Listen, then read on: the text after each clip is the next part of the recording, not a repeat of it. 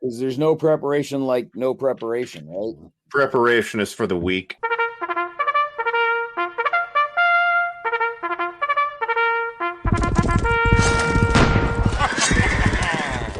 Let's welcome the audience to the season finale of Mentioned in Dispatches. Mike, we made it through an entire season without getting out of order.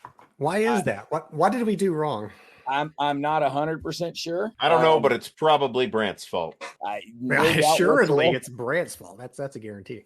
I failed to use proper Labatt math in planning my my episodes, and so therefore everything stayed in order. You didn't bring your slide rule. Yeah. So welcome audience, and this is episode 13 of season 10. Lucky 13. The lucky 13, as we are counting down to Origins. And so we're gonna wrap this up talking about some conventions as we get folks looking ahead as they're listening to this. We got about 7 weeks left till we get to Origins, so there's still time to get the boss to not approve your time off and then just quit so you can come to the show. That's still a viable course of action for some of you. Others like Mike have already quit and therefore have the time to come to the show. That's true. So yeah, look, everybody out there knows Gary's voice at this point. So Gary, I hope so. Mike is here again, finally back off the road, and we're going to talk some conventions. The first thing we need to talk about, Gary, the one you and I just did last weekend, and we're going to try and piss Mike off and make him jealous for blowing us off on this, Buckeye Game Fest. Yeah, it was a fabulous time. A fabulous time was had by all. So the War Room opened up on Monday. The main convention, did it open Thursday or Friday? I think it was Thursday that they. Thursday. Right? It was not really heavily populated until about Friday, however. Yeah. And I mean, I didn't get there till Friday at 10:30, but I at least had an excuse. So a poor excuse, but an excuse nonetheless. It's on an airplane. I was on an airplane not sleeping. Weak. Yeah. The let's just say the airplane trip was interesting and involved bruised ribs from being shoved into an aisle seat armrest for 6 hours while trying to sleep and failing. The miracle of air travel. Yeah. That damned FAA.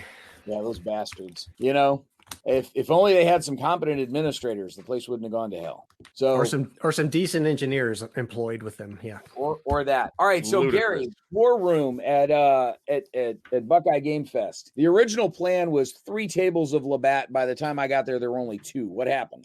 So the guys from Marshall Enterprises were supposed to come and bring a couple of players, and the 2 main principals there, Jim Soto and Dennis Spores, did come, but their partners in crime had, I don't know what the issue was, but they did not make it. So instead of running the 3rd table, we put them in on the 2nd table, running Labatai using their premier rules. And they had a good time. They that went very quickly. For them, much more quickly than what we were doing. That's for sure. Were they using calculators? They're using premier rules. Their premier rules are simpler, frankly. Yeah. But it's not so much about that, though, as it is about it moves at a very different pace than the Marie Louise rules that we were playing. Nevertheless, a good time was had by all, including the 2 Labatine noobs in the room, one of whom was myself. So everybody appeared to be enjoying themselves, so that was good. Were the 2 Labatt games, were they the same battle? Yes, both Waterloo. Okay. So both play in the same battle. But again, like you even pointed out to me, go take a look at the other map and take a look at roughly the same point in the battle, how different the maps looked. Yeah. And it was obvious the map you were on was far more linear, and I don't want to say organized, but it was far more sort of stratified, whereas the other one was kind of all over the place. The way I would like to put it is reflective of the actual battle. Okay, sure. But and that's a difference between the 2 rule sets, right? The both the regs and the Marie Louise rules have a kind of elaborate, I don't know how elaborate it is, but there's a significant command and control element. You need to keep your leaders in range of their units, or command span, as we call it in Labatai, but just between us Labatai players, Brant. And you've got to keep those leaders in command span of their leaders and so on and so forth. And we had to pay pretty close attention to that, or orders weren't getting received. Whereas the Premier Edition dispenses with all that and just everybody moves. Yeah, got it. And that's fine. And in a convention environment where you kind of do want to move as quickly as is reasonable, without necessarily rushing people, that makes a lot of sense, because they were able to get to 4:40 p.m. in their battle by the time we were playing the 2:20 turn, I believe. Yeah. The other than the Labatt games, other things that were on the table, what all did you guys have on the table Monday through Thursday? Because I know what I saw Friday, Saturday. I got pictures of a lot of it. Right. So the other big thing there was an OCS game that never materialized, and that may be as much my fault as anybody else's. But Grant and Alexander from the Players Aid came by and set up Unconditional Surrender Europe from GMT, and they got through. They pounded that thing until like Wednesday night, and they got through right through about mid 1941. Among the other 17 things that they did. Yeah, no kidding. So I'm impressed with their energy level, right? My energy level is nothing like that. They're also a little younger than us, though, aren't they? They are, but they're not exactly whippersnappers either. You know what I'm saying? No, there were a couple of those running around. They're not codgers like us, but yeah. I don't know. You're a little younger than me, as I recall. About a year. Yeah, something like that. I just look younger than you. That's okay. I'm okay. I'm comfortable with that. Damn kids. We need to get Not all of us are retired gentlemen of leisure, Mike. Get off my lawn. We're going to have retirement is going to be a thing of the past by the time it comes around for Brant and myself. So, yeah. So by the time I got there Friday, so I got there in time for my first event on Friday.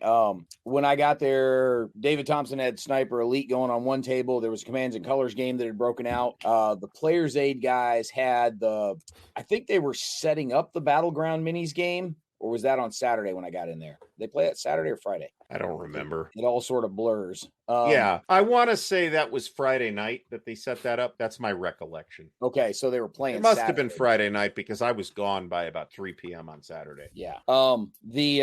There was so White Plains, Battle for White Plains went up on the vacated Labatt table. That is Mark Miklos's Battles of the American Revolution series from GMT. Yep. And there was Fire and Stone was up there at one point, was somewhere. Polis, Nevsky, couple of different runs through Undaunted Battle of Britain. Since Dave was there, they ended up playing like 8 of Dave's games. But Pax Pamir ran. I can tell you that because I played it. I did not see that one, but that's cool. I think that was on Thursday night, actually. Yeah. There was Tim from Catastrophe Games, got a couple of his actual published designs out there, but seemed a whole lot more interested in putting his unpublished ones in front of people. So True Command, Solder City, a couple of others. I saw Solder City, and True Command I saw as well, actually. Yeah, Solder City looks a little more polished than True Command at this point, but I think it's further along in development.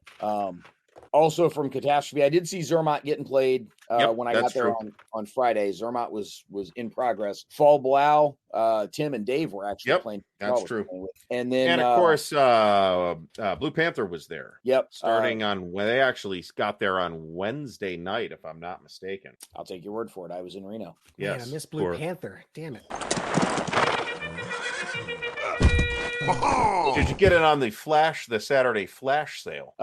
No. So I think Steve was watching for me to walk down the hall, go buy the game I was going to buy, and come back and sit down and then make the announcement, because it wasn't even 30 minutes from when I bought the game I was buying. Brant's gone. It's safe to do the flash sale. Yes. I've got the mission, Mike. I don't have Claws of the Tiger. Mike is just received a couple of pictures. Yeah, I got the Brian Train Ukrainian War one. Just important Brian, but it was a cool game. Wanted my own copy of it. The mission's pretty cool, by the way. It's Ben Madison. How can it not be cool? Well, Mr. Madison is a very good game designer that doesn't 100% do games that I'm interested in, just on topical grounds. But the mission is a game about solitaire States of Siege type of game, although it's different enough from States of Siege that maybe some folks will quibble with that name, about early Christianity and the growth of early Christianity. It's an absolutely fascinating game. I'm looking And it's a forward to trying solitaire it. game. Yeah, I think the better way to describe some of those Ben Madison solo games is that they are tower defense games. States of Siege is a particular type of a tower defense game. But I think he's got a handful of those. What is interesting is that in some cases you're attacking the tower instead of defending it. If you look at Ms. Thatcher's War, I haven't played that, but so in the mission, you're actually the tower, and you expand out from the tower, and then there's a transition or at some point in the game where you're now defending the tower. Okay. So it's actually really, really interesting design, has a lot of really good history built into it, and it's a game that I'm a really big fan of. I've got a couple of his games, and that is likely to be my favorite of the bunch. Cool. Good to hear. Yeah. So Steve had more than just Ben Madison games there. He had a bunch of stuff from Hollandspiel, some things from Historical Game Company. Obviously had all of Catastrophe's stuff that he's printing with him. So those did he have the canvas maps with him this time? I didn't see them. That doesn't mean no. That doesn't mean no. Yeah, he had been Origins, but he had him behind the counter. You could ask. So it's interesting you should mention that, because my copy of Stonewall Uprising that I bought has canvas pieces in it, and for that matter, Land and Freedom might as well. They both did. Yes, because I've got them both. So there's no need for separate canvas pieces. And the other one I bought was Hood's Last Gamble, which is a John Tyson design from Hollandspiel from a number of years ago, and I don't believe they ever did a canvas map for that. Okay. Nor would I have wanted one, because it's a straight 23 by 34 inch X map. Yeah. Fantastic. That's outstanding. So the other thing that Steve had that was a little unusual, Blue Panther actually had two different vendor tables. They had one over in the vendor room that was probably about 50% of the merchandise available in the vendor room, just because some of the other booths were rather sparse. And then he had one table specifically in the war room, which was nice. So we had Blue Panther in both places. Gary, how many times did you take a turn through the Artemis Spaceship Bridge Simulator this time around? 0. Really? Yeah, 0, which is unfortunate, because that's a great experience. I love doing it, and I just didn't have the time. We did not, unlike say OCS, where it's like, it's your turn, I'll be back in 2 hours. Marie Louise is not like that. You might take a lengthy activation. It might take an hour, but that's the most you'll see, and the activation could take 5 minutes. You might just be, I'll move these cavalry forward and I'm done. Yeah, so not a lot of gaps in the action. No. Yeah, I didn't make it down there, but I also was filling the time with plenty of other stuff. So among the other stuff that we saw at Buckeye Game Fest, they did on Saturday afternoon get the giant diplomacy game out in the lobby. And so this is about a 10-foot by 10-foot map that they lay on the ground that you can walk over. The Army's and Navy's pieces are the size of a kid's Tonka truck. They're rather enormous. They're nice carved wood pieces. They were fairly large. What was interesting was the guy having to teach the game of diplomacy to a bunch of people. So clearly some folks that had never played it before. But it did look very cool. And I believe fisticuffs did break out. I don't know. I avoided it. It had to have been a guarantee if they're playing in diplomacy. Exactly. Oh, they had these like sticks to move the pieces because they're on the floor and they're all old. You're giving the weapons. That can't bend over anymore, like myself. So they, exactly. There was a fencing match broke out in the middle of the game. It was delightful. I think if you're going to do something that large on the floor, every player should be required to bring a child with them to crawl around on the map and move the pieces. That's true. Or an underling of some kind. That's how you do it. I got a chance to play Dave and Liz's Night Witches, which I kind of observed. That looks pretty neat. It's pretty nifty. It is not. It can be played solo or co-op. It's a nifty couple of mechanics. The way you sort of fly through that combat zone and sort of uncover the map as you fly through it. And then how you manage your aircraft while you're doing that. It was a couple of neat mechanics. I was very impressed by it. It plays really quick. To say that it feels like a video game doesn't quite do it justice, but it does kind of feel like a video game a little bit, where you're sort of uncovering things as you fly over them. and then trying to figure out the best route through what you're dealing with. Yeah, it did sort of give me a bit of just kind of the way the pieces move. This is really a groundless statement, but kind of did give me a bit of a Galaga vibe. Yes, that's not unreasonable. So, but definitely a neat take on the material and on the type of engagement on an aerial and an air to ground engagement. Essentially, is what it is. Cool topic. It's definitely one to keep an eye on. Yeah. Looking forward to seeing the final production version of that. And then also, oh boy, the Players Aid guys again.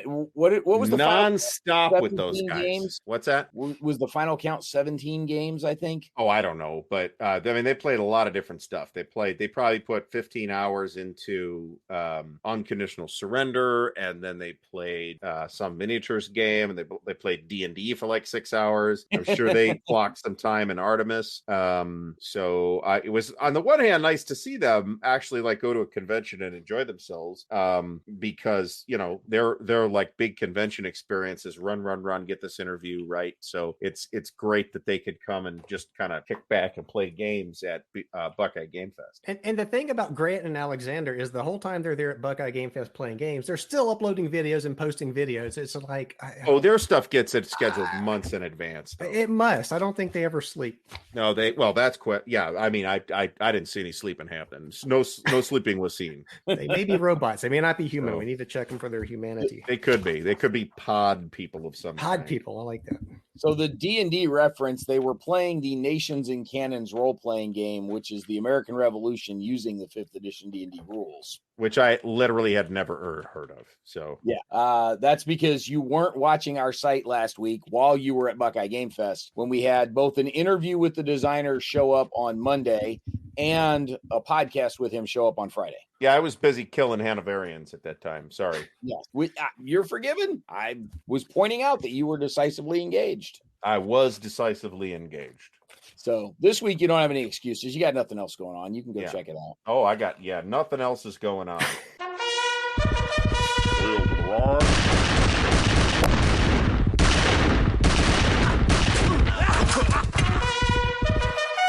Speaking of nothing else going on, we've got Origins coming up here in a couple of weeks. Indeed, we do. And Mike, have you started packing yet? Am I going to that this year? Did you ever unpack from last year? No. Actually, I still have a bag with some Origin stuff in it. So that is a true statement. I'm ready to go back again. So Origins is coming up. It starts the 21st, which is Wednesday. So June 21st, it will be starting and is going to run all the way through Sunday. Our events, we run events Wednesday through Saturday. We've tried Sunday events in the past. Nobody shows up for them. So we sort of gave up. We do our raffle on Sunday. We pack the place up. We've never gotten people to consistently show up for Sunday events. And so rather than have GMs sit around twiddling thumbs, waiting for events that don't happen, we just quit doing them. Everybody's dead by Saturday. That's the problem. Yes, they are fairly well wiped out, especially if you start Wednesday early enough having to move furniture around. Oh, that sounds fun. That becomes part of the issue. Theoretically, we should not have much furniture to be moving around this year because we did get the sketch of our space into Gamma in plenty of time for them to request the appropriate tables. Mm-hmm. The key question will be, what will the wargame area be labeled as on the map this year? It'll be Armchair Space Dragoons. It'll be Arm Space Chair Dragoons. Oh, that's right. Arm Space Chair, but that's right. Yeah. Or Space Dragoons. You'll be the Space Dragoons this year. Yes, it's going to be great. Yes, that is not improbable. So, or it may just say the War Gamers as two separate words also. Or it's Origin, so it may just say avoid in that block. There's no wargaming at Origins, as we've established. I wonder if we can get them to label it "Here Be Dragoons." Well, that's pretty cool. Yeah, try that. That's not a terrible idea, actually. I wonder if we could pull that off. It's probably too late to get it in the printed book, but maybe we can get it online. Is there going to be a printed book? If there is, it's too late, and if there's not, it's too late. It's irrelevant. That's true. So, is their event registration site working yet? So funny you should mention that. Event registration went live on Saturday. Instantly torpedoed. Pretty much. It went live on Saturday at 1. At Saturday about 1:01 and 30 seconds, the complaints started to show up online. Now, there were some legitimate issues with the tabletop.event site where it was not recognizing the fact that people were logged in. So people would be logged in, they'd go to buy their tickets, and it would say, you must log in. And so they would log in and they'd try to pay for their tickets. They're, buy, air quotes around buy, because the tickets are free, but you still got to register for them. The event tickets, once you have your badge. But it was still telling people they weren't logged in. So there were significant headaches with that appeared to have been cleared up after about 90 minutes worth of frustration. A lot of folks were saying, just cancel registration and start over. Of course, that's not really fair to the people that did get what they wanted. There were a couple of people that were reporting online issues with server capacity, that things were just overloaded and things running too slow. And it's like, 10,000 nerds all launched a DDoS attack on the tabletop.event servers and then got mad when it worked. That's not an inaccurate summation of the situation. Yeah. Now that was not the cause of all of the problems that TT had, but that was a non-trivial chunk of them. And so, yeah, the Origins veterans, first of all, know that this is the least bad of the registration systems they've had for the last 20 years. Handily. Yeah, this is easily the least bad of those. Anybody complaining about any registration issue should have been standing in line in 2016 when Microsoft Patch Tuesday broke the registration. Oh, that was hilarious. Oh my God. Every system, every computer in the place, every kiosk, all shut down due to Windows update. It was a glorious day. Some of us had picked up our badges before that, and we were okay. We were just laughing at everyone else. I really think the registration line stretched back to Ohio State at that point. It may well have, yes. Because which is about, I don't know, 4 miles up the road or something like that. It did not move. So again, those of us who have been through legitimate registration hassles were really laughing at the people complaining about the registration hassles this year. These kids today don't know how good they have it. Yeah. Look, I feel for the people that were frustrated that they couldn't get all the events that they wanted. Even if the system had worked perfectly, you weren't going to get all the events that you wanted, but you might have had a better chance of getting some of them. All the Traveler events sold out in 16 and a half seconds. Or they were unavailable after 16 and a half seconds, but not necessarily sold out. Well, maybe. We'll have to hold our own. Gary tried to do that last year, and then I threatened to do that at BGF. Actually, I had the stuff with me. I did not have the energy level to not only run it, but to assemble it at the time. That was the thing, right? Yeah, I'm old and busted, man. I ain't got the juice for this anymore. You could deputize Grant and Alexander for it. I could force them to play Traveler. Be great. So, Gary, Origins, the big monster game event this year is The Third World War from Frank Chadwick and Compass Games. Now, as I understand it, we're putting together the 3 Europe maps for sure, but I don't think we're going to be able to attack the Persian Gulf map on the end of it, right? No, because the Persian Gulf, so it's actually desirable to play it separately anyway, because the Persian Gulf sort of serves as a prelude to the rest of the thing. So you'd be kind of running on that map without doing anything on the other maps for quite a while, and that's not necessarily a great idea, because then you've got like a whole, and it kind of mates with the other maps in a weird way that's not necessarily conducive to the table arrangement that we have. So we will just be playing with Battle for Germany, Arctic Front, and Southern Front. But that's plenty of game. We're not going to be short a game.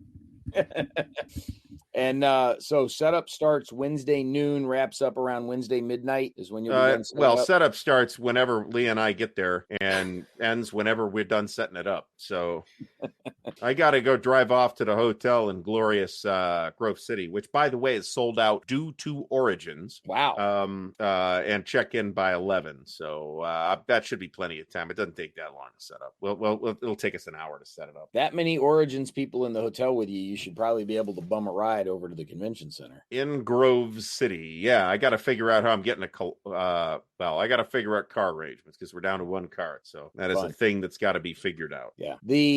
So Third World War, as we're going to do similar to what we did with Europa last year, where we're going to set up one monster game. We're going to run it all weekend. We're going to do it in 4-hour chunks. Right. It's going to be the Narnians versus the elves. Gary likes to make fun of the war that never happened in Europe. I'm really making fun of you, Brant. Not for the first time this week. Oh no, by no means. Not the most memorable time this week either. Look, the video is attached to the podcast episode. People can go see. It was a solemn and glorious ceremony. It certainly was amusing. I had no idea what the hell you were doing until you were walking over toward me with the shirt. So, and this after you spit all over Gary at Origins last year, I'm surprised he would do such a thing for you. I'm still shocked. Man, I've had this cooking for months. Man, I designed T-shirts for this. Yeah. So again, folks can just scroll up from where the video, the audio is playing here, and go watch the video from Buckeye Game Fest to catch the reference. So we've got 6 different blocks at 4 hours each for Third World War, and folks, you don't have to stick around for all 24 hours like Gary and Lee have to stick around for all 24 hours. The rest of y'all only got to play one block at a time if you want, but this is set up as a rolling game, right? So people are going to pick up where the previous session left off. Yep. And we're going to see how far through the game we get. Yep. We'll get a decent chunk of the way through that game actually in 24 hours of play. And we expect to not necessarily move incredibly quickly because we don't assume that everybody's a master of the game system. I mean, it's been a while since Frank's been to Origins, for example. But but it's a pretty fast moving game though. We don't expect to lose a lot of time. Do you know if anybody's told Frank we are doing this? I haven't, so it just occurred to me that Frank might be interested in knowing that we were doing this. I hadn't really thought about it, but that's possible actually. I mean, I doubt. Look, Frank's probably got some free time on his hands, but I doubt he's going to hop on a plane and come join us. However, he might be interested to know that it's happening. I don't know exactly where Frank is located nowadays. I know that Mark Miller is still in the general vicinity of Central Illinois, and I believe Rich Banner is as well, but I don't know about Frank. Yeah, so we probably need to shoot Frank a note and just say, hey, thought you'd like to know this is happening. Okay, well, if you got his email address, you go ahead and do that. I'll have to look. I'm sure I can find it somewhere.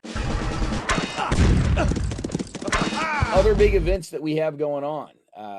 The Pico Armor guys are joining us for the very first time. So we are giving them one of the bigger tables because they've got terrain stuff to set up. And what these guys have done. Are they going to have Pico de Gallo? You'll have to check and see. Because that'll be very unfortunate if people sign up for that event expecting Pico de Gallo and they don't get Pico de Gallo. Is that the French Pico Armor? I mean, I'd be mad personally. 3mm minis, which are really mini minis, and they're going to have a great many of the mini minis. Anyhow, they've taken the old Panzerblitz maps and 3D'd these things with hex blocks. So we're going to be moving the Pico Armor around the old Panzerblitz maps on one of the other giant tables. I think they're actually on the same side of the booth as you over there, so you'll be right next to them. It actually sounds like it will be neat and photogenic. Yes, which is why we've pushed them out to one of the corners and tucked you guys in out of the way. So that's not a bad idea, actually. We smell bad. You don't want to put the public next to us. We'd rather not scare folks. But no, the Pico Armor guys are out on the corner where we've got 2 different walkways intersecting there so that we get foot traffic in multiple directions past them. That's a great idea. After all, a big part of why we have this area conducted in the way it is for visibility, right? Yep. So absolutely. So, Mike, what did we stick you with this year? Why did you stick me with? Well, you stuck me with Plains Indian War, but I actually chose to run Space Empires 4X myself this year. I'm pretty sure you volunteered for Plains Indian Wars. Because I'm pretty sure I went to you and said, hey, what things from GMT would you like to do? Well, okay. So I think there was an enterprise connection here that we certainly want to run things that Enterprise might be having on hand at Origins this year. That's a crazy piece of dogma Yes, right there. exactly. Lunacy. I did notice though that Space Empires 4X, and this was totally expected by me, honestly, was just filled up within, I think, moments after registration started. After registration went live, or after people could actually register? Because those two are not the same thing. Yes. That doesn't surprise me at all. Space Empires 4X is fantastic, and I don't get a chance to play it enough. And if I wasn't committed to a large game that's going to cook my face off already, I would probably have signed up for that myself. It is an awesome game. It's going to be the basic game, teaching game, of course, but even the basic game, exactly, even the basic game is still so much fun. So it's a great game. I think if people haven't played it, I think they're going to be surprised and impressed at just how fun that game is. Yeah, I mean, I don't know how much you guys love bookkeeping and paperwork, but I love bookkeeping and paperwork personally. I actually do not mind it. I actually like it myself too. Yeah. So in serious, I was being facetious. There is a little bit of paperwork. There's like a log sheet you got to keep track of your production on, but that's it. It's not anything crazy or unmanageable. It's certainly less paperwork than the old Stellar Conquest, which is the game I compare it to all the time. Mike is a fan of Federation and Empire, so 4X is like a light game for him. Yeah, that's hope you bring your laptop and Excel. So bookkeeping is not. I actually do like some bookkeeping. It's not a bad thing. Yeah. So, mention GMT, and Mike mentioned Enterprise. For folks that don't know, most folks probably do, but for the couple listening that might not know, Enterprise Games are a retailer out of Indianapolis they've been at Origins for the last 10 years working with us. I think it's about the last 8 or so, but they are GMT's official rep in the vendor hall. They're supposed to have exclusivity on GMT product, so they're supposed to be the only ones selling it. They're supposed to be. I was very careful to use the appropriate words. But is anybody getting reported this year for breaking that rule? Is what I really want to know. I don't know. An anonymous little birdie. Yeah. So does it have to be the vendor that's being infringed upon to report that, or can anybody go up to the Gamma staff and demand to see what's his name? I do not know. Ask him what the hell is why is this intolerable situation continuing? Usually I'm busy enough that I'm not all that worried about that part of things. So but yeah, the Enterprise Games as GMT's official rep are supposed to be stocking all the GMT stuff, but GMT through Enterprise does provide a lot of support for the things we do. They always make sure Don's got copies on hand for sale for the games that we're running. If we need an extra copy of something hypothetically copies, because we forgot our blocks hypothetically. Yeah, well, there's that. If we inform them ahead of time that we need an extra something on hand, they are able to provide it generally. And I'm sure that Brant will let Don know that the fine folks at Enterprise Games, I'm sure, will have some copies of Compass Games Third World War to sell as well. Don has been provided a full list of the things that we are running. So, okay, fantastic. Hoping that he can make arrangements for as many of those as possible. So Enterprise Games I'm required when I first get to Origin. The very first thing I do before I even check into the hotel is I go to their booth and just hand them my wallet and say, "Here you go." And then they hold it throughout the entire time. I don't know what you're talking about, Mike. It's like you got to pay off your tab at the end of the convention. Yeah, exactly. Here's my credit card. Start running the tab. Actually, that would be a whole lot easier than the way I work it. I like that idea. Enterprise Games does stock other things than GMT. They also tend to carry a pretty decent selection of used war games. Mm-hmm. One of the other things that you can do, a lot of which are also GMT, to be fair. Yes, a lot of which are also GMT, which makes sense if they are GMT's rep and GMT is helping provide the support for them to be there. That all makes sense. It does. So one of the other things that Don has done in the past for people and is happy to do for folks, if you place an order with him from the warehouse and you're going to be at Origins, he'll just bring the stuff to you at Origins rather than have to ship it to you. And that way you can just pick it up from him there. I've taken advantage of that splendid feature as well. Yes. So when Mike's talking about, stuff with Enterprise and why we're making it a point to keep a lot of GMT stuff on the table, that's one of the reasons why. They provide a lot of support to the things we do there. They provide a bunch of prizes for our raffle table. And so that's something that we want to make it a point to return that support and make sure we've got a bunch of GMT stuff on the table, which is why, hey, Mike, what do you want to do from GMT this year? And that's how we ended up with Space Empires 4X and Plains Indian Wars. Also, Salerno 43 was already spoken for. That's true. And that's one of our local Columbus fellas running that. And in his spare time, he'll probably be playing Third World War with us. Todd had mentioned that he would rather have some morning sessions rather than go too late into the evening for Salerno 43. And I think the reason for that is so that he's got evenings free to come join you guys at the Third World War table. Sure, because that's where the real action is going to be happening. Yeah, not at the CPX table. It's going to be with you guys. You guys will be louder, despite my being at a different table, believe it or not. That is entirely possible. So, Mike, anything you wanted to add about Plains Indian Wars? The only thing I'll add about Plains Indian Wars is how far are we to Origins? Did you say how many weeks away is that? 7 weeks. 6 or 7. So I have 6 or 7 weeks to learn that game and be able to teach it. So that's all I can add. It'd be better if you weren't admitting that on radio. It's okay. This is how I made it through college. He'll be more prepared than some of the people running events at Origins. It'll be fine. Oh, yeah, absolutely. Along the lines of other GMT events. So, Salerno 43, those are 4-hour games, and we have 4 iterations of that available for folks. That is, by the way, a complete game, more or less, of Salerno 43. In the 4 hours, yeah. I think the playtime generally runs around 3, but we bracketed it 4 also to make sure we allowed for some time for teaching and learning as you're going. So, keeping up the system as you go. Exactly. And those are all daytime sorts of things. Those are all like 10 and 11 starts and 1 p.m. starts. So you've got plenty of time to play Salerno 43 and still get to dinner and then get back in time for the late night run through. And the mud wrestling event starts at 10 p.m. as I recall. As long as we don't have to be 2 booths away from them where we're listening to them ring that bell and scream every 10 minutes. Oh, you're talking about the pro wrestling. Yeah, I mean, so as a naturally loud person, they're really loud. I mean, they're seriously loud.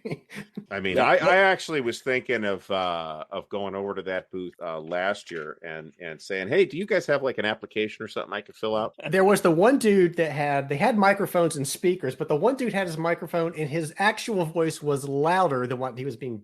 That's true. Yeah, it's like, what? Put the microphone down, dude. You don't even need it. Yes, that dude at the pro wrestling place, the pro wrestling card game or whatever they had, that was the case. There was also the dude at the BattleTech table across the aisle from us last year that had the throat mic and the belt speaker that was unnecessarily loud as well. I thought that was just him breathing, actually. No, the Darth Vader dude was on the other side of the BattleTech booth, which makes it a little worse that you can hear him breathing from that far away. But along the lines of GMT things, the other stuff we've got a couple of coin games going. So we've got 4 iterations of Liberty or Death, which were originally listed in the event program as Liberty of Death, thanks to a typo. Which is a completely different game. The Liberty of Death is that wasn't what it was supposed to be. We did get that corrected. It is now appropriately listed in the event program. It's also, I think, all 16 seats are sold out. It's 4 runs. It's a 4-player game. So I think we sold out all 16 seats of that one. And Andrew Buchholz is coming to town to help with that one. He's a regular at SD HistCon, so been around Wargaming a bunch. He's one of the editors of their Conflicts of Interest Wargaming magazine. But he will be, which is a pretty nice. I think there's only one issue of that out so far, right? There's one full issue, but they have had a couple like special article releases or something like that. I was pretty impressed with the first issue. That's a nice piece of work. It was a nice piece of work. One of the special articles just dropped this past week, and it's about wargaming sort of uncomfortable topics. Yes, I saw that. I have not read the article yet. They interviewed guys like Cole Worley and Brian Train about some of these things, and it was a good read. It was a good read. Those are the people. I hope they talk to Liz Davidson, because she has also tackled that very subject on her outstanding podcast, which, as we are recording, is the Golden Geek ballot still open? As far as I know, yes. Okay, well, you should all go vote for Liz Davidson's Beyond Solitaire podcast, because the Armchair Dragoons podcast is a peasant podcast that is not nominated. And Liz's podcast is a wargaming podcast and is outstanding. Yeah, and Liz didn't beg for votes nearly as shamefully as we did. And it was pretty shameful. I was embarrassed for you. I wasn't. But yeah, she made the final cut. Man, it worked for those U-boat guys. Yeah, well. The other coin game we've got, normally I will do a couple of runs through a distant plane. Coin? I thought you said corn games. Coin. Okay. There will be corn games at Origins, I can guarantee. Okay. Yes, we've got the cornhole board. We will not be running them. It is in Central Ohio, where hell is real and so is corn. Yes. Normally, I do multiple iterations of a distant plane as a team game. This year, I'm down to just one because there's other things I got to deal with this year. I'm doing multiple War College talks this year, so I've only got one run through a distant plane. So if you want to be in the team coin game and see what that's like, you got one option to sign up for this year. Best I could do. A memorable experience that folks who haven't done it should participate. Like a number of the sort of feature events that pop up every year in this area. It is a memorable event that you owe it to yourself if you're a war gamer to participate in. See, now that you've oversold it. Why don't you get Grant and Alexander to show up and run like 20 of those things? They can do it. Yeah, exactly. Let's I don't know what kind of magical methamphetamine those guys are on. Man, the energy level there was just off the hook. I did ask at Buckeye Game Fest if they would be joining us for Origins, and they are not sure they're going to make it at all. Oh, they told me flatly no. So maybe they were just being polite to me. I don't know, but I don't know why they would bother. But they said they really didn't think they were going to make it to Origins this year. So not even for a day trip. Well, they got they got a lot of stuff going on too, and if they've decided, as is I think a reasonable decision, that they have a better personal experience at Buckeye Game Fest, which again is I think a thing. It's a conclusion folks could arrive at. Then okay, they chose. You got to prioritize these, man. I can't go to every event. I got a buddy saying, "Oh, you should come to Compass Expo with me in May," and I'm like, "No, absolutely not. I just got back from Buckeye Game Fest. I'm freaking exhausted." So I need the 5, 6, 7 weeks between BGF and Origins to freaking recover from BGF. I've been playing La Bataille for 12 hours a day for the last 6 days, man. I need a math break. Yeah, I was gonna say it's not the playing of La Bataille, it's the math of La Bataille that's the issue there. There's a wee bit of base 6 math. It's nothing. It's not a big deal, but yeah. For those who may have missed the conversations either on a web show or just being at Buckeye Game Fest, honestly, one of the funniest moments of Buckeye Game Fest was the look on Grant's face when you were explaining both incremental combat values and base 6 math and base 6 DRMs. Yeah, I you know what, I won't swear that I didn't oversell that just a little bit, but I didn't oversell it by much. Even if you did, for comedic effect, it was totally worth it. Oh yeah, he had this look of horror on his face, like some Lovecraftian thing had just emerged from the deep. Should we take a moment and explain to the audience what the headaches were that you were imparting upon Grant? So there's occasions on which you've got to divide by the number of increments that you've lost, which isn't necessarily a nice easy number like 4. And there are also, it's base 66 combat resolution. So you and this is actually accurate. So you roll a 10's d6 and a 1's d6, and you get a result between 11 and 66, which by itself is no big deal. That's relatively straightforward. But then when you get the DRMs, sometimes you'll get a nice clean DRM like a plus 12. Okay, you just add 2 to the 10's die. But if you don't have a clean DRM, say you got a plus 3 or plus 9, which is not uncommon, then you've got to add one for plus 9, you got to add 1 to the 10's die and 3 to the 1's die, which might cause the 1's die to roll over and the 10's die to roll over a second time. So you kind of got to do all this in your head. I did it live on stream last night, and it's really not as bad as I'm making it sound for dramatic effect. But it is base 6 math that you got to do on the fly at the table. So, caveat emptor is all I got to say. I was very clear about this when I talked about it on stream last night. Yeah. And the 7/9 of your combat power that you are now adjusting to the base 6 DRMs was, no. So that's never a DRM. That's just the your number that contributes to the odds number. Gotcha. And the odds table, the DRMs are all increments of that's not really true. You can have plus 1s and plus 2s and minus 1s and minus 2s that are the modifiers from the leaders. But most of like the condition DRMs, like your light cavalry face and heavy cavalry cavalry are multiples of 6 and make the math relatively easy. But you do sometimes see it's like heavy cavalry versus light cavalry, but they're lancers, so you might have a +9, for example. I don't know if that's the real DRM, but that kind of thing can happen. Yeah, and then the odds are not just straight up 1-1, 1-2, 1-3, because there's a 1.5 to 1 and a 1 and 1.5. Yeah, so it's basically the 3-2 and the 2-3 line in there somewhere. Yeah. So. Although it's pretty easy to okay, I've got over 1-to-1, but I know I don't have 2-to-1, and you can almost always eyeball that and get the right number. Yeah, usually. Now that we've at one point I had a combat value going in of 106. Yeah, so. Let me scratch this off my need list here. Okay. Yeah, as you say, now that we've scared everyone away from it, look, we're not playing Labatt at Origins this year. It's okay. I could bring it next year if you want, Brant. That's no problem. Well, I had a marvelous time with it, though. I totally enjoyed it and will absolutely play it again. I loved it. As a card-carrying member of the Labatt Players Union, I would totally support its appearance at Origins. Hey, will totally support enthusiastically someone else playing it. There you go. Yeah. There you go. I am all for having it there, and I am happy to fill out the paperwork to get it on the schedule for you and then turn it over to you at that point. Brant, us Labatt players got to stick together, right? And then get out of the way. All right, non-GMT stuff that we have floating around Origin. So we mentioned the Pico armor. Technically, that's an Avalon Hill game, right? It's Panzer Blitz. So that's we've got 6 different sessions of that over the weekend, and I'm sure that if you stop by between sessions, if the guys are there, they'll give you a quick primer on how everything works. Not running a full scenario, obviously, but we've got 6 different 3-hour sessions of Panzer Blitz with Pico armor. Yeah, but teaching that will take literally 5 minutes.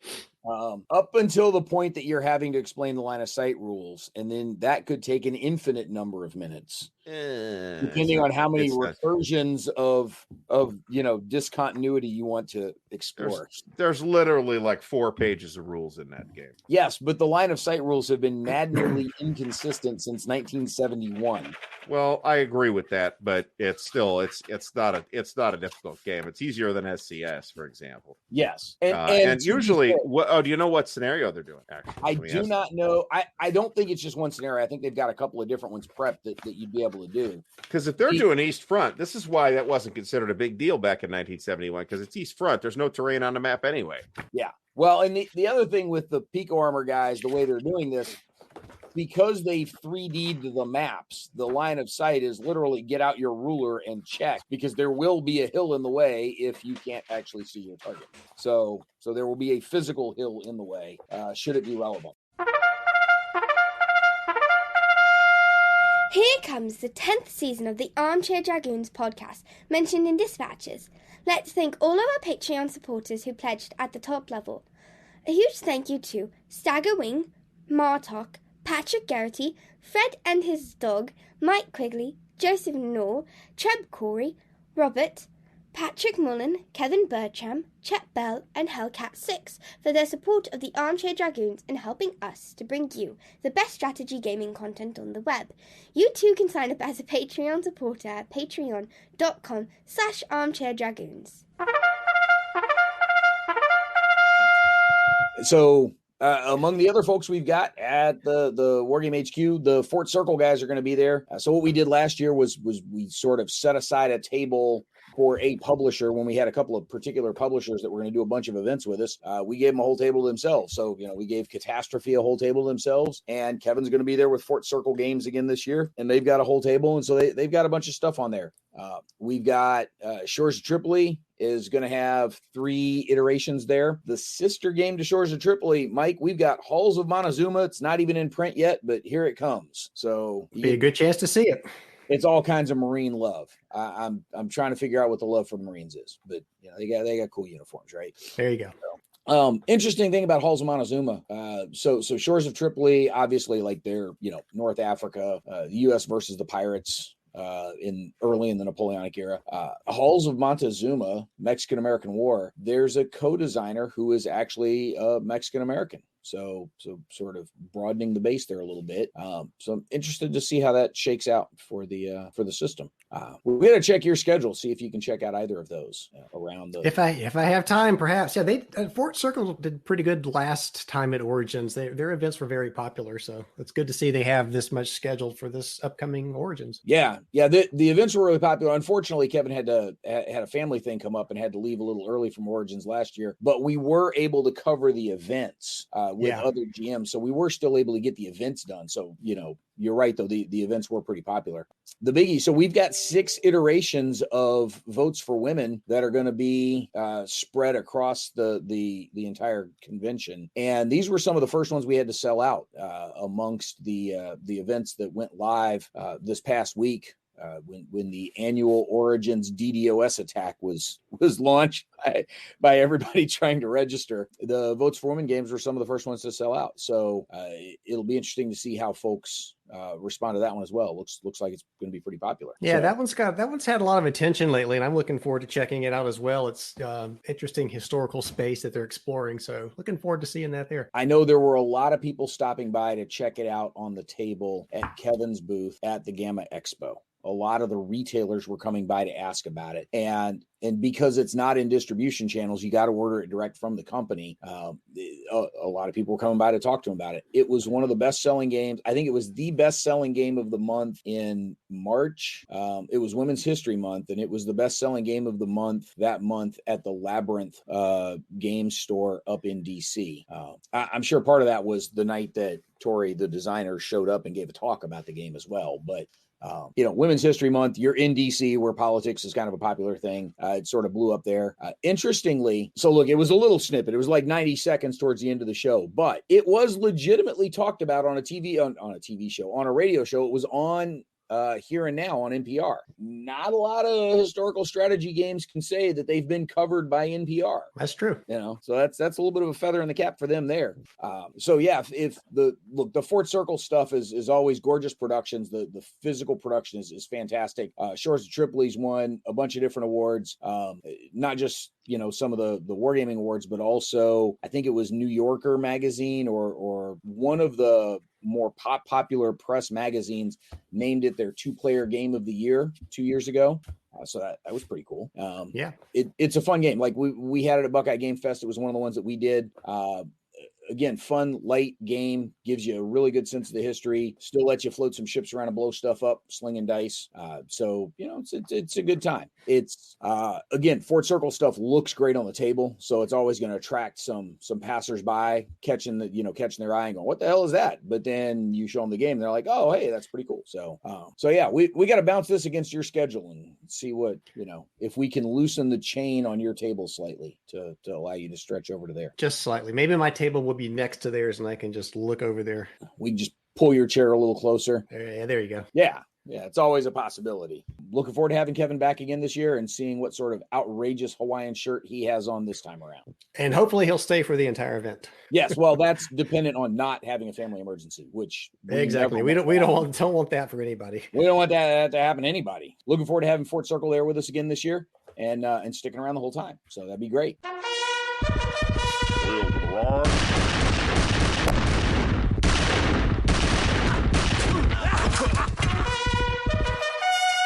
The Catastrophe Games guys are going to have a whole table to themselves. And so, Gary, a bunch of what you saw at Buckeye Game Fest, Mike, a bunch of what you missed at Buckeye Game Fest will be on the table at Origins. So if you want to sit down and check out Arabian Struggle, Judean Hammer, Solder City, Stonewall Uprising, True Command, or Zermatt, we will have at least 2 of every one of those. Time permitting, I'd be interested in playing Stonewall Uprising. I better be. I bought it already.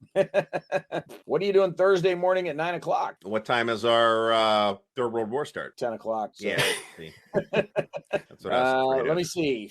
Friday at 1. Friday when you're stuck. Sorry. Yep. That's what I was afraid of. Same deal is going to be the case with Space Empires 4X. Fabulous game that I won't have time to play. We always bust it out at night, right? I was going to say, we know where they store their stuff. We know where we store our stuff. So after they all leave, we can just break into it. And I can bring the damn thing if it comes. Oh, there you go. Yeah, I was just checking. No, you're screwed on both the Space Empires 4X iterations as well. I'm shocked to find gambling in this establishment. Yeah. All right. So we do have a couple of things from Compass Games besides Third World War. We'll have Brief Border Wars set up for 2 trips through Brief Border Wars. Is Brief Border Wars 2 out yet, or is that still coming? It is not out yet. I was kind of hoping there'd be at least like a pre-production copy that we'd get our hooks into for Origins. It's not going to happen. Is Brian Train coming? Brian is not going to join us for Origins. I believe Brian is going to be at Connections in DC, which this year overlaps Origins, which is just damn frustrating. So usually they manage to screw up Connections by having it overlap my birthday. This year they decided to screw it up by having it overlap Origins, so I still can't go. Poor Brant, the man without a birthday. Yeah, those bastards. So yeah, we're gonna have some stuff from Compass there. Song for War is back. Unfortunately, their Kickstarter didn't make its money. Kind of sucks. They're gonna reboot and try and figure out a couple of things they want to do a little differently. Last year, we gave them their own table, and they had 6 different trips through Song for War set up. This year, we couldn't give them their own table because we got a couple other things got to move on and off the table. But we've still got them for 5 times through Song for War. Believe it or not, I've heard that you just don't start a Kickstarter and then people throw money at you. It's actually worked. Yeah, apparently. Look, if they'd had some collectible minis included, then maybe it would have. And tits. Their game needs more tits. We are in fact referring to the small birds, correct? Of course. Yeah. What else would you be referring to? Right. The Wingspan expansion. The mighty tits. Yeah. Invicta Rex are going to be there. Song for War, it's the Mediterranean theater, so air, sea, and land. Mike, did you actually play in it last year, or did you just go over there and stare longingly at it? You don't give me any free time to do anything. I'm a GM. I can't. No, I'm working. And when I'm not GMing games, you're having me go get you sandwiches and stuff. So I know I had no time to do that.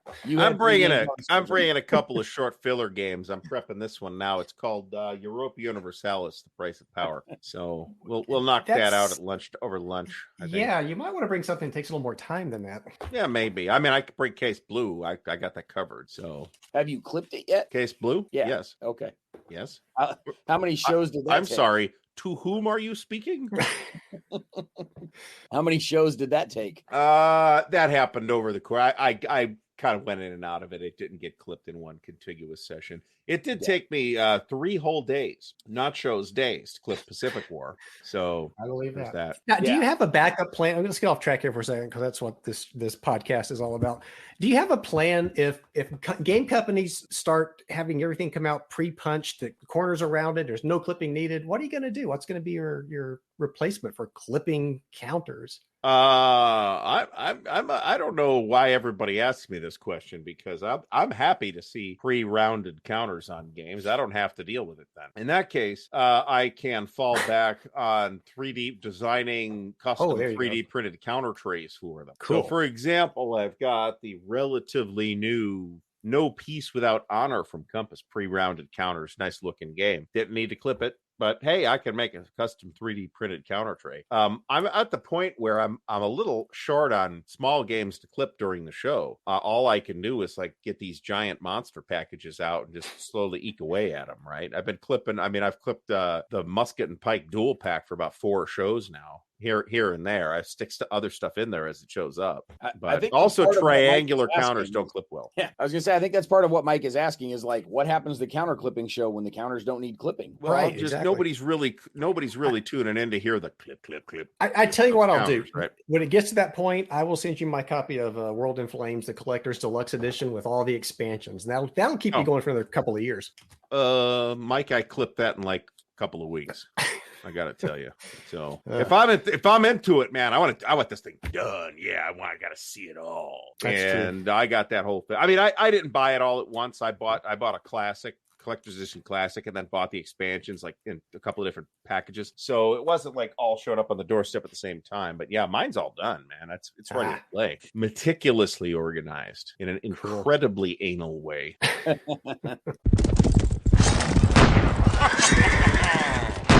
All right, other stuff we're going to have on the table at Origins. David Thompson's going to be there, and he's going to have Undaunted. Outstanding. And it's going to be the Battle of Britain game. David is, in fact, undaunted. Yes. And he owes me $5, so I'm glad he's going to be there. Does he? Oh, yeah. He always owes Okay. $5. I don't want to know, do I? I want my $2. I want my $2.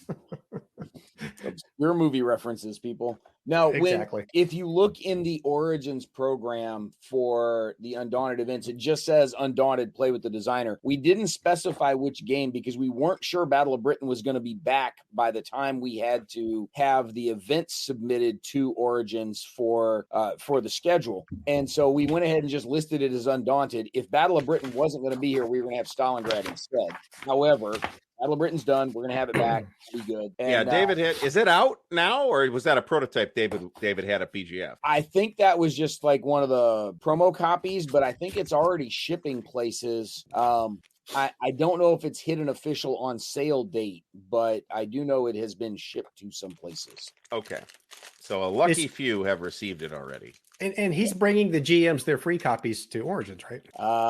Yeah, I'll let you contact him directly about that one. And let me know what he says. Knowing David, he'd probably say, "Yeah, sure, guys, no problem." He'll say it and then have to go email the Osprey people and go, "Hey, I promised these guys." Oh yeah, he's just going to get on the phone with Osprey. But yeah, it sounds like Osprey's sounds to me anyway. Like Osprey's real supportive, and they might buy it too. So yeah, I've been cut in on a couple of the emails for the Osprey folks. Again, when we were trying to figure out which games we were doing, they are supposed to be sending us a couple for the raffle. Oh, good. Different copies of some Undaunted games. I'm hoping Battle of Britain is in there. There's probably going to be an Undaunted Stalingrad in the raffle, so somebody's going to go home with a really big box. It's a pretty big box. It ain't this big, but it's pretty big. It's fairly hefty. All right, so the thing we hadn't talked about yet was the command post exercises. Very exciting. So we have 3 CPXs this year, one each Thursday, Friday, and Saturday. The Thursday and Friday ones will go a little later in the evening. The Saturday ones around lunchtime. The other thing that we're doing a little differently this year is they're doing a couple little tactics classes with the CPX folks. So the CPX instructors, it's not going to be a full scenario that you're going to play out the whole game. What they're going to do is do a bit of a tactics boot camp about here's how this particular facet of a battle works according to different kinds of doctrine, and play out a couple of things on the screen, let you noodle around a little bit with some of those missions without going through the entire CPX process. So there's sort of a focused mini CPX. And there's going to be one on the recon counter recon fight. There's going to be one on gap crossing, so bridging events or other large scale linear danger area crossing that you've got to do. And there's going to be one on the movement to contact, which is a particular kind of mission where both the forces are moving. And so you're going to be able to do a bit of a tactics primer on those. Those generally happen in the mornings on Thursday, Friday, Saturday, and then later in the evenings or the afternoon, evening, we'll be doing the full CPXs in there. So again, for those that have never been there, Mike, have you ever played in one of the CPXs? Oh, yes. Okay. Yes, I knew Gary had. I knew we'd put Gary through the ringer. Oh, yeah. No, it's totally worth your time, too. It's another one of those unique experiences that you and, well, not you, Brant, but a lot of folks like myself are never really going to have the ability to experience that outside Origins. And it is super valuable and interesting. And I'd recommend that any war gamer do it at least once. You might not do it twice, but I recommend doing it at least once. 100% agree. And that's one of the things where I did it. And I remember getting back to the room at the hotel. My wife looked at me. She says, "What the hell is wrong?" I said, "What do you mean?" She goes, "What is wrong with you? You're sweating and you're what's going on?" I said, "Well, I just got to have the CPX."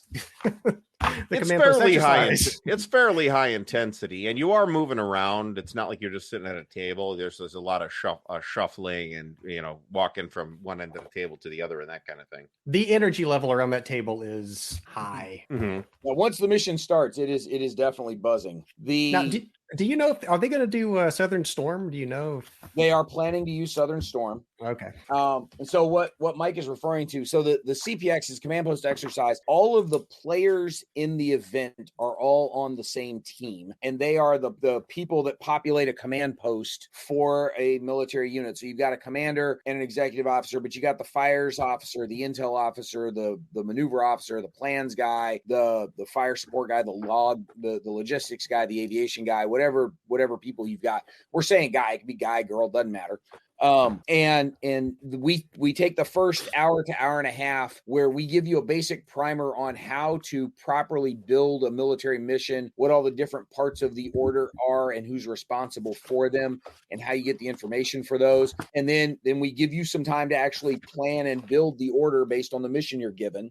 And then we'll start executing that in the game. And we use a computer game to do it. And that's what Mike was referring to. The guys that are the main coaches on this and the computer operators are the dev team behind the Flashpoint Campaigns series of computer games. And the most recent one that just came out is Southern Storm, which is an update to their engine and takes place in Southern Europe in that Narnia world that Gary likes to make fun of, that hypothetical Cold War goes hot in the 80s. And so our guys operate the computers as a part of all this while your folks are just explaining, hey, here's what we want to happen for our mission. And so on turn 2, when your entire mission has gone completely to crap, our lead coach is going to look at the commander and go, okay, boss, now what? And the staff has to adjust to the information as it unfolds in the battle and make changes to the plan and update their orders and be tracking what's going on to give the commander the best info they need to make whatever orders and changes. And that goes on for 2 to 2.5 hours. And then about the last 30 minutes, we do the after action review where, we shut the game down and we talk about what you learned, what you did, what you could have done, what you should have done, why you did it or didn't do it. We will include a little bit of playback from some of the events on screen because our guys will screen cap some of those and show you what happened. But that's what it is. You're running a command post for 4 hours. So, and again, the coaches aren't just guys that are the dev team. Several of these guys have done this in real life. So that's what you get as a part of this. And I guess, so, Mike and Gary have both been through it and we'll endorse it for you. I've been a coach off and on with this thing over the years. Gary, you're muted. I have been endorsing it to people for years. I think it's, like I said, I think it's a great event that folks ought to participate in. Yeah. And I'm sure the On Target Sims guys really appreciate you endorsing it too. No, I doubt they know who I am, but thank you for saying that. Oh, I'm sure they know who you are. Again, as you've noted, you are the very loud guy in the booth. Well, that's true. I mean, just because you're the loudest guy doesn't mean you're the only guy, though, Sam. Yes, well, there's that. Outside of the wargaming area, Gary, what else are you looking forward to seeing at Origins this year? Oh, that's a great question. I will definitely take careful note of whatever our good friends at Enterprise Games choose to bring. I am reasonably sure I don't need anything from Decision Games. I might be wrong about that. I've been known to buy a thing or two. Stigler will second that emotion. Well, he is the world's biggest fan of Decision Games, as you know. Yes. So we have photographic evidence of this that our investigative reporters have procured. So Chaosium, I'll probably check out whatever Chaosium's got cooking, which for me is probably more likely to be RuneQuest stuff than Call of Cthulhu stuff. But at some point they'll have a new edition of Pendragon as well, which I'm probably on the hook for. So incidentally, did you see the photos from Gamma Expo? They did have the pre-press copies of the new Pendragon starter set with them and said there is a decent, although not 100% chance that they may have it for Origins. Oh, I didn't hear that. No, that surprises me. I normally expect that they will have it for Gen Con. They will definitely have it for Gen Con. According to the guy I was speaking with at the Chaosium table at the in the exhibit hall at Gamma Expo, because I was asking about the Pendragon starter set specifically. I've explained on previous podcasts that I'm a sucker for the starter kits for whatever game. Pendragon is a marvelous and unique game, by the way. Yes, because of the way it's one of those games that you have to use for their Arthurian legends, and I don't know that it would work for literally any other setting. Well, it literally does work for another setting because they did a Charlemagne's Paladins thing about it with that system. But it's not only a really neat and interesting RPG. It's like a literal work of actual Arthurian scholarship. Yeah. There is the game contains, just as like a side thing, Greg Stan Stafford did when he put that thing together, this like synthesis of all the Arthurian legends, both, medieval and modern. So it's really fascinating just to examine and they've done books just on that. They did that in Arthurian Encyclopedia that just talks about, all the different sources. Cause, I've seen Excalibur, same as everybody else, but, that's not the whole story on the Arthurian, myth. Right. So, it's a really interesting synthesis, just that piece of work alone, that they did and were able to, kind of put that all together. Yeah. Well, even with Charlemagne's Paladins, though, I mean, there were certain things they had to sort of pull back out or de-emphasize from the original rules, just because they weren't part of the Arthurian mythos there. So I mean, a lot of the details are different in Paladin, but like the virtues are different, for example, but underlying mechanics are the same. Yeah.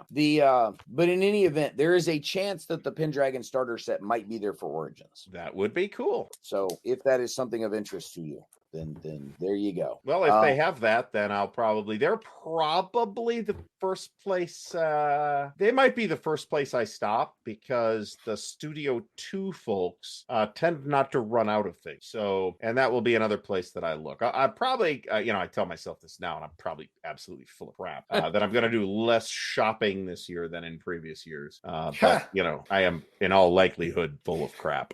So you will likely buy fewer Commands and Colors games this year than you have in previous years. Oh, that's guaranteed. I don't need them, for one thing, and I'm not running it for another thing. So yes, thank God. That probably helps. So the Studio 2 guys were very non-committal about what new stuff they were going to have for the conventions this year. Well, they got a lot of irons in the fire, only one of which is Mongoose, right? So yes. So I have no idea what Mongoose will have ready at that time. Yeah, the impression I got from talking with Jim Searcy is that the Mongoose stuff is targeted more for Gen Con. So if it's ready for Origins, that's just dumb luck, but not intentional. The broader Studio 2 stuff, I think they were being fairly non-committal at the expo, not because they were trying to be sneaky, but because they're just not 100% sure what's going to show up on the shipping dock. Oh, that's totally my expectation. So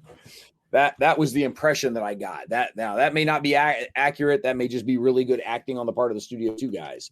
But the impression that I got was they just weren't 100% sure what was going to be in. Yeah, well, I don't know if your impression includes that they're professional actors or not, but that's not my impression. So we get that out. Yeah. Fair enough. The Studio 2 guys did mention that the Mongoose folks are planning on making an appearance at Gen Con. Yeah, and that's too bad, because I won't be there. So yeah, sorry. I did warn you. You did have time to try and make a day trip. It's not your fault. I just don't see that happening. Can you even day trip to Gen Con nowadays? I'm a little unclear as to whether that's even possible. I don't know about these days. I did it in 2007. Okay, but Brant, that was 16 years ago. Yes. So when I was a spry young whippersnapper in my 30s and could do such crazy things. They were still using horses back then, for Christ's sakes. Okay, this isn't when Bob was in his 30s or back in the 30s. Mike, what are you looking forward to at Origins that's not our wargaming area? What else is there? Well, after opening up my tab at Enterprise, I will definitely go check out the places that Gary mentioned. I will look at Decision Games. I always go there and usually end up getting something I don't need. I'll probably go see, I'm assuming Carolina Game Tables will be there. I'll go say hi to Clinton and Jody. I think I've sent 2 of their kids through college now, so they'll be happy to see me. How many Carolina Game Tables are you up to? I own 2 Carolina Game. Well, okay. One's actually a coffee table. Does that count? So I've got a dining table and a coffee table. Okay. I mean, you got it from them, so yes, it counts. I think that counts. I also own a table from a board game table, so I can do a comparison contrast if you want to get into all that. But yeah. So yeah, I'll go say hi to them, and then what else? I don't know. I'll just look around and check out all the odd little games like Prison Cats and oh God, what else? Pencil Mogul and whatever weird games that are on display. Are these actual products? No, but see, they sound like things you would see at Origins, right? Oh, they totally do. Yeah. I mean, tell me you wouldn't buy a copy of Prison Cats. No, I'm pretty much good with not actually, but that's me. I only have so much bandwidth to play games about things that are in prison, right? I'm still waiting for the day that Doug Miller's Hanseatic Wheat Orgy makes its appearance at Origins. That'll probably be there, actually. I'm waiting. He's got to put that on Kickstarter first. Yeah, and then that's an how many obvious fit for Kickstarter. And then how many dice will I buy? I don't know. More than all I of should. them. Yeah. Chances are pretty outstanding. I'll end up buying. I never spent $1 million over there, but chances are pretty outstanding that I'll end up walking away with some Black Oak Workshop dice. Yep. It'd be very surprising if that did not happen. They have 4 new Advent calendars on Kickstarter right now, guys. Oh yeah, I've looked at those. I've You need a nice Advent calendar in your life. Now, the Christmas Carol one looked rather intriguing to me. Let's just say that. The one with the witches was kind of cute. Had some entertaining dice in it. They have some dice now that are different shapes. So they have some D4 that look like crystals that you sort of roll them out of your hand sideways.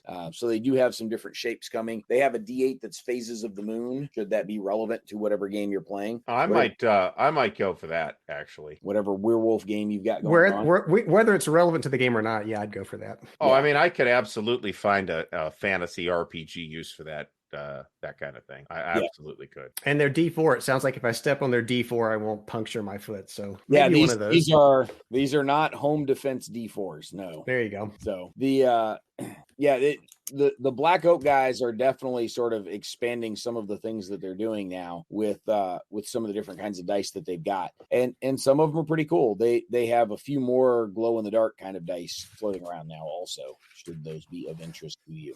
We know our buddy Cyrano's not going to care one way or the other. However, for the rest of us, glow in the dark dice might be kind of fun. Well, if you play the post-apocalyptic games, yes, you must have glow in the dark dice. Yeah, absolutely. Unfortunately, Ares is not going to have their own booth this year. They're going to be connected to somebody else. So I believe they're still going to have a bunch of Wings of Glory, Sails of Glory, but because they're working out of somebody else's booth, I don't think they're going to have any of the Nuts publishing games that Ares is the distributor for. So when I was talking with these guys at the expo, I don't think they're going to have copies of Fitna or This War Without an Enemy or We Are Coming Nineveh or any of those other games with them at Origins. It's unfortunate. It'd be nice to get my hooks into a couple of those. But they may. I think they're going to sort of max out with the Wings of Glory, Sails of Glory stuff because that's what sells, right? That's the cool looking stuff. Oh yeah, absolutely. So, Deeds Foundation will be there with copies of Littoral Commander. So if you want your copy of Littoral Commander and you didn't get in on the pre-orders, you can show up and get it from Deets directly at Origins. So come on down for that one. I might. I didn't pre-order that. I'll probably end up picking that up. I'll take a look at it as well. Yeah, I'll have to look at it and see. Can't help yourselves. And then, do we know if Blue Panther is going to be there this year? Blue Panther is not going to be there this year. Okay, so I just saved about $300. That's good. we'll come back around to Gary and I just spent all our money with them at Buckeye Game Fest. So I didn't go totally bananas or anything. They had the flash sale. I bought 2 games. Yeah, and got a 3rd game for free, basically. So you can't really beat that deal, can you? No, I might have bought an extra one if they'd waited, if they'd done the flash sale in time for me to do it. So he waited until I was done, and then I am positive that was intentional. I can't. It's like GMT waiting for me to release Tuesday Newsday and then 14 minutes later sending out their monthly email. It's exactly like that. Yeah, it's guaranteed. Outside of the exhibit hall, Mike, is there anything else you're wanting to check out at Origins? Oh, I can't wait to get back to that little Subway stand just outside the exhibit hall there to get a nice sub sandwich. I'm looking forward to that. Nice $8 Subway 6-inch cold cut combo. It's amazing. That they made last month. Yeah. Yeah. Can't wait. So is that a no? Outside of the exhibit hall? You're talking you're wanting to go see, or you going to go crash the costume contest or something this year? I doubt it. I tend to spend most of the time in the Armchair Dragoons wargaming area. Strangely enough. Yeah. Well, that's because we do chain you to the table. I was going to say, because I have no choice. It's weird. I don't know if you folks know that or not. So Gary, we don't have to chain to the table. We just let him pick a game that he won't want to walk away from. Yeah, I think my patience is pretty well established by our choice of Europa for last year. So I'm confident that we'll in fact be fine. Yeah.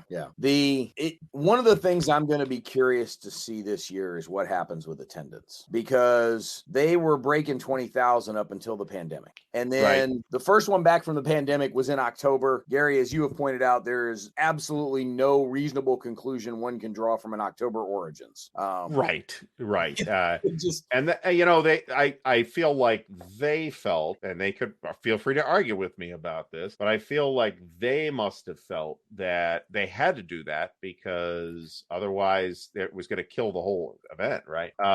That's probably not an unreasonable thought there.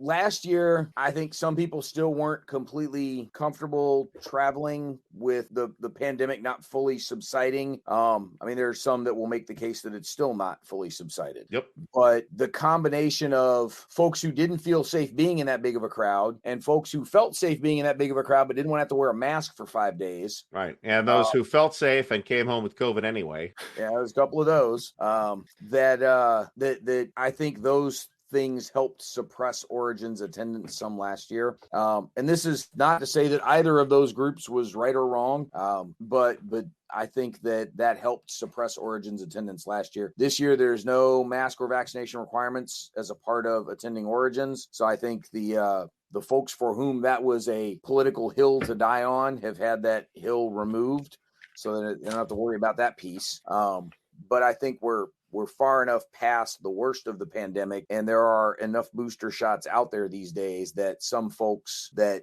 didn't feel safe being in the crowd last year perhaps feel more safe being in them this year. That's possible. So I would suspect Origins attendance is going to go up from where it was last year. I don't think it's going to get to where it was in 2019. I suspect that you're right about that. Yeah, I don't think that's going too far out on a limb. But back in 2019, they had to hit, or whatever, they have like 25, 27,000, something like that.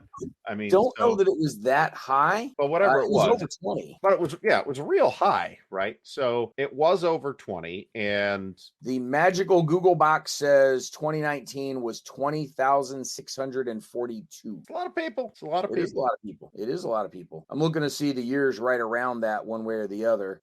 That's where it maxed out. 2018 was at 18.6 and 2017 was 17,001. I think the one might have been my daughter that year, actually. That's possible. So the other thing that's never 100% been clarified, although we could probably try to pin Gamma down on an answer to this, is whether or not that count is paid badges or whether like us as volunteer GMs and such are counted in that number. I don't think it's a huge leap to assume that number is pretty small in the grand scheme of things. We put it that way. I mean, with volunteers and GMs, it's a couple hundred. It's not 1,000, but it's a couple hundred.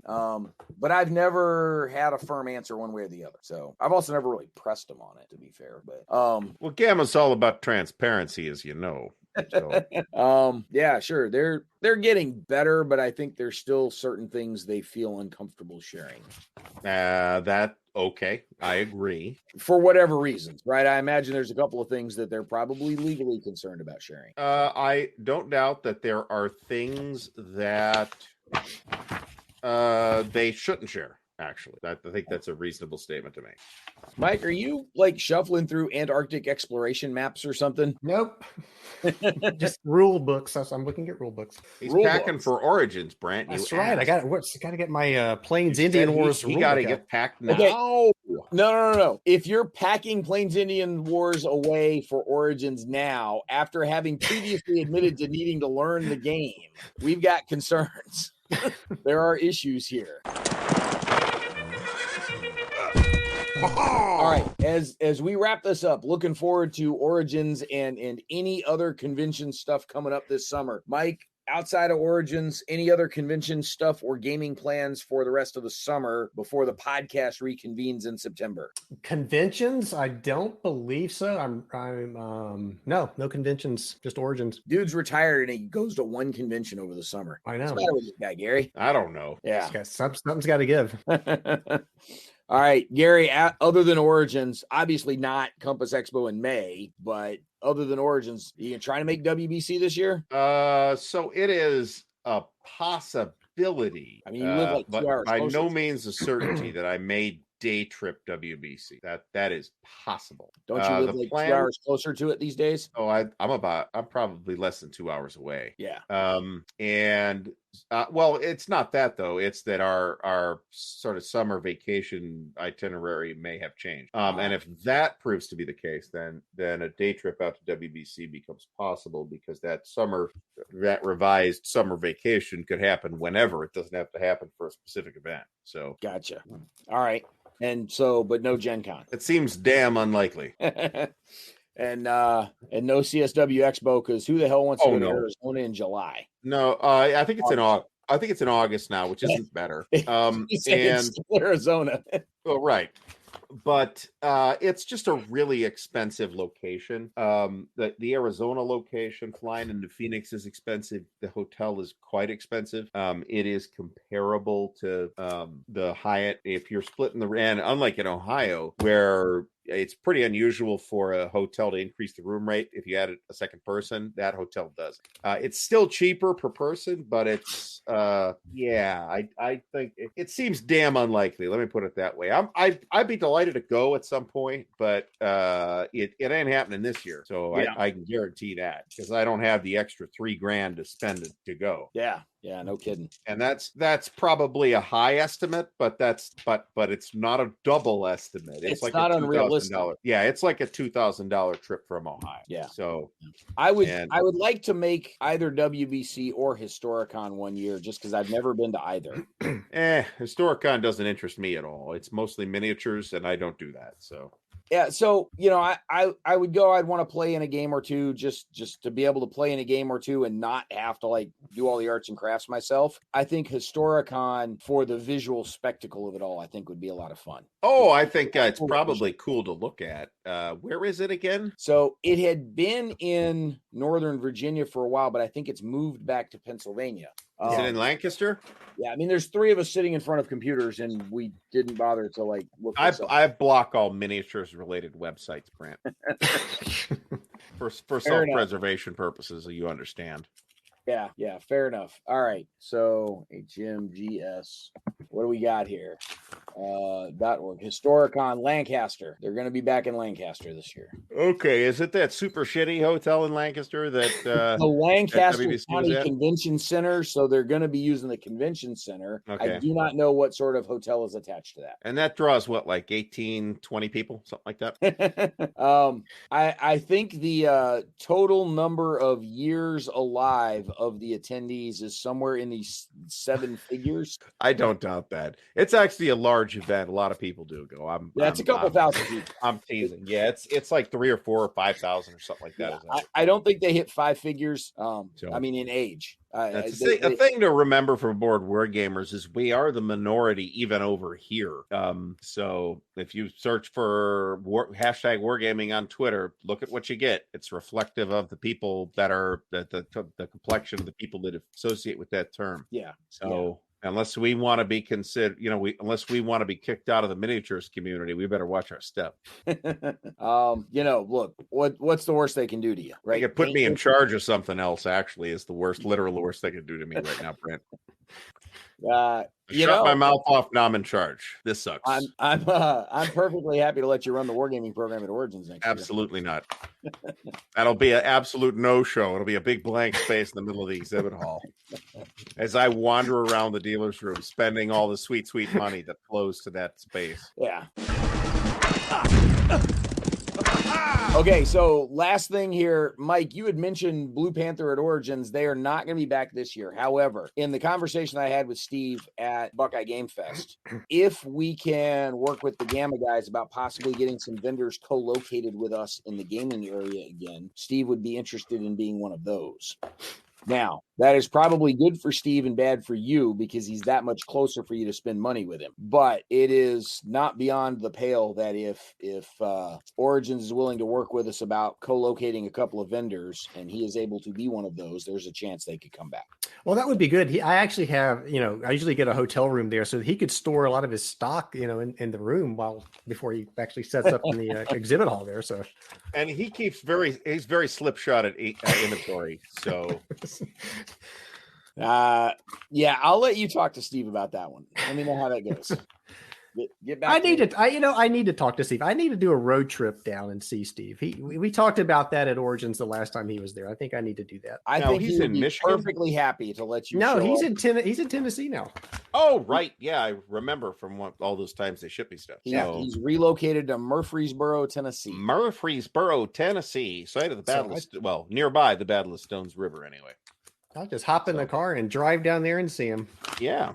As a retired, I guess we could call it the Battle of Murfreesboro because the Confederates did win it after all. So, oh well.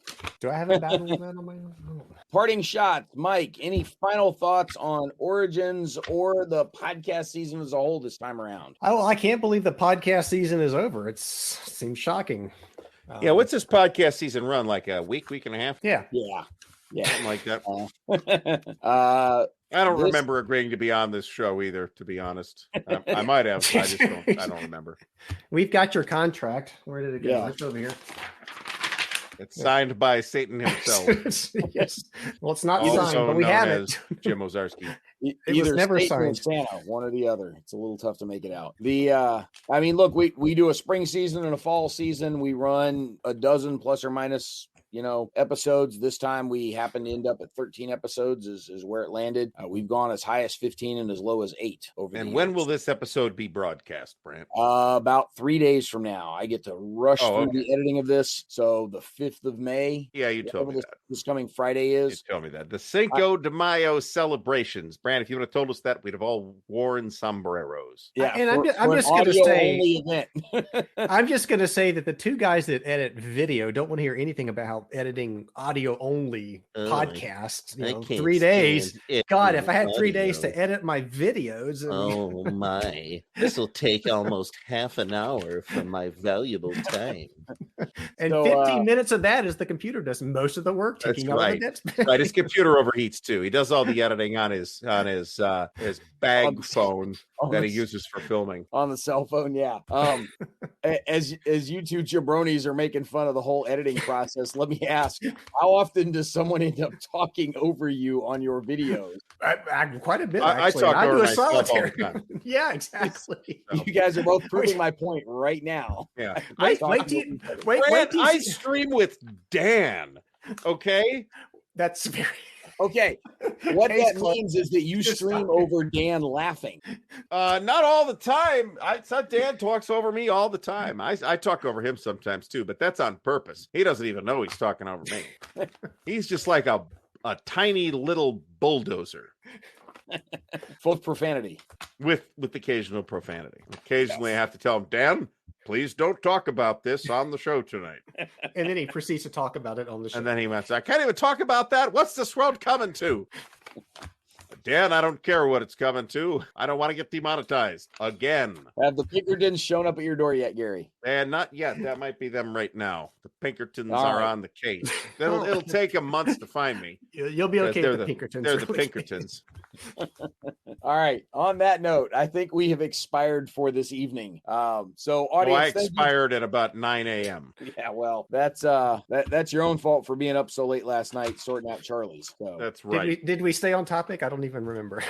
What was the topic again, Brant? I don't remember. What were we just talking about? Where are my pants? We were having a podcast. This was the episode about the upcoming Dragoons Fall Assembly. That's what we were talking about. Yeah. Oh, yeah, we got that coming too. Are you going to mention that? You going to pimp that a little bit, Brant? Well, so we have the Fall Assembly coming up in October down here in North Carolina. Gamers Army is going to host our first ever in-person convention. Catered North Carolina barbecue, I hope. Were Gary and I invited to that, by the way? Yeah. I don't remember seeing a formal invitation with gold. I don't either. You're not going to get a mailbox. formal invitation. You're going to get whatever invitation I decide to give you. Come or not, I don't care. Yeah. Pretty much. These guys are kind of a pain in the ass anyway. Hey, this is when it's happening. If you're there, great. And if you're not, that's more catered North Carolina barbecue for me.